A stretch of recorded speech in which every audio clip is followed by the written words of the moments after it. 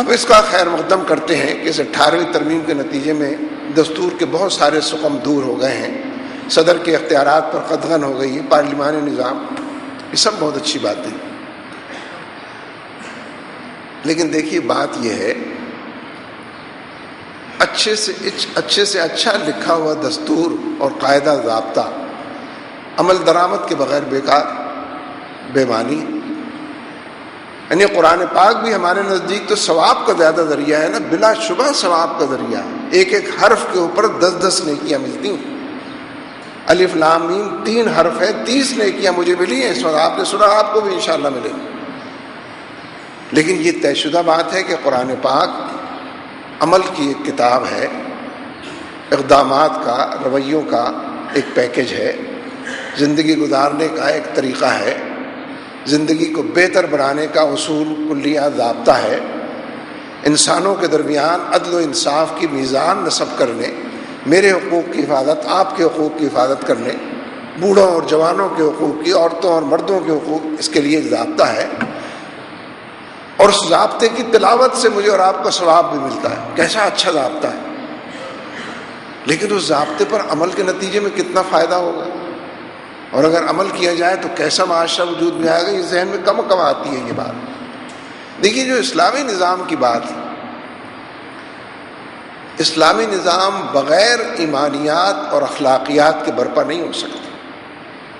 آپ کہہ دیں کہ آج سے قرآن و سنت ہمارا قانون ہوگا، کہا ہوا ہے ہم نے 73 کے دستور کہ قرآن و سنت کے خلاف کوئی قانون سازی نہیں ہوگی، لیکن ہوتا رہتا ہے سب کچھ۔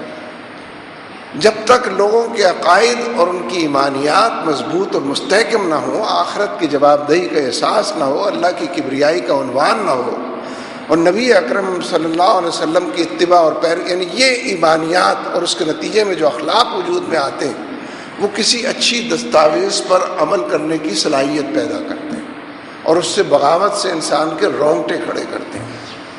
اس لیے اچھے سے اچھا کاغذ کا ٹکڑا اچھے سے اچھی تحریر کے باوجود بے معنی ہو کر رہ جاتا ہے۔ 1973 کا دستور پاس ہوا تھا، کنسنسس کے ساتھ ہوا تھا، اتفاق رائے سے، لیکن اس کے اگلے ہی دن جناب بھٹو صاحب نے ملک میں ایمرجنسی نافذ کر دی، آئین معطل ہو کر رہ گیا، پھر یک طرفہ طور پر اس پہ ترامیم شروع کر دی، لوگ شور مچاتے رہے، وہ ترامیم کرتے رہے۔ 8ویں ترمیم کچھ زیادہ مشہور ہوئی ہے نا، لیکن اس سے پہلے کی ترامیم تو انہوں نے کی ہیں، ایک متفقہ ہوئی تھی قادیانیوں کے بارے میں جو تھی، لیکن باقی تو انہوں نے اپنے طور پر کی تھی۔ اس لیے ہمیں ہر اچھی چیز کی طرف چلنا اور بڑھنا چاہیے، اس کے لیے کوشش کرنی چاہیے، چاہے وہ ظاہر میں ہی ہو، دکھاوے کے لیے ہو، وہ بھی ضروری ہے۔ جیسے ہمارا ظاہر جو ہے اور سراپا جو ہے وہ بھی مسلمان والا ہونا چاہیے، شریعت کے مطابق ہونا چاہیے، لیکن بدرجہ اولا باطن کو بھی اس طرف ڈھالنا مطلوب ہے۔ اس وقت ملک کے اندر جس پیمانے پر افراتفری پائی جاتی ہے اور انارکی اور انتشار کی کیفیت، ڈاکٹرز بھی ہڑتال کر رہے ہیں، صحافی بھی ہڑتال کر رہے ہیں، دونوں ایک دوسرے کے خلاف نعرے بھی لگا رہے ہیں، زندگی کے دیگر دائروں کے اندر بھی اس طرح کی صورتحال، کلرکس بھی ہڑتال کے اوپر موجود ہیں، سب کے اپنے مطالبات ہیں، بالکل ٹھیک اور سچے مطالبات نظر آتے ہیں۔ لوگ کہتے ہیں کہ ہمیں لگی بندھی تم تنخواہ دیتے ہو، اور مہنگائی صبح لینے جائیں تو ایک قیمت ہوتی، دوپہر کو لینے جائیں تو دوسری قیمت ہوتی، شام کو ایک تیسری قیمت ہوتی، اور گھر آتے تو اندھیرا ہوتا ہے، گھر سے نکلتے ہیں تو اندھیرا ہوتا ہے، کوئی ہاتھ کو ہاتھ سجھائی نہیں دیتا۔ لوڈ شیڈنگ اتنی ہو گئی ہے، پیٹرول کی قیمتیں بڑھ گئی ہیں، بے روزگاری کے اندر اضافہ ہو گیا ہے۔ ظاہر ہے جب لوڈ شیڈنگ ہوگی تو بے روزگاری تو ہوگی، فیکٹریاں بند ہونی شروع ہو جائیں گی، لوگوں کا روزگار ختم ہو جائے گا۔ جب فیکٹریاں چلیں گی نہیں 24 گھنٹے، یہ 3 شفٹیں، صرف ایک شفٹ بمشکل چلے گی، تو مزدور بھی ایک ہی شفٹ کے ان کو چاہیے ہو، 2 شفٹوں کے مزدور کو فارغ کر دیں گے۔ لوڈ شیڈنگ اور بے روزگاری لازم و ملزوم ہے، چولی دامن کا ساتھ ہے، ایک سے دوسرے کو تقویت پہنچتی ہے۔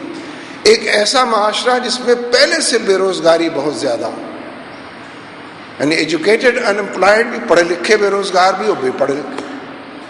دیکھیے معاش کی تو سب کو ضرورت ہے، کسی سے آپ یہ تو نہیں کہہ سکتے کہ تم غریب آدمی ہو تمہیں بھوک نہیں لگنی چاہیے۔ ارے بھوک تو انسان کو لگتی ہے، غریب اور امیر کا تو مسئلہ نہیں۔ تم جاہل آدمی ہو جی، تمہیں بھوک نہیں لگنی چاہیے، صرف اہل علم کو بھوک لگنی چاہیے۔ کتنی بیتوکی بات کر رہا ہوں۔ جو شخص جو انسان موجود ہے آپ کے سامنے، اس کی ساری انسانی ضروریات، وہ جاہل ہو یا عالم ہو، بھوک لگے گی اس کو، وہ جاہل ہو یا عالم ہو، سردی لگے گی، گرمی لگے گی، اس کو پیاس لگے گی، اس کو سائبان چاہیے ہوگا، سر چھپانے کی جگہ چاہیے ہوگی۔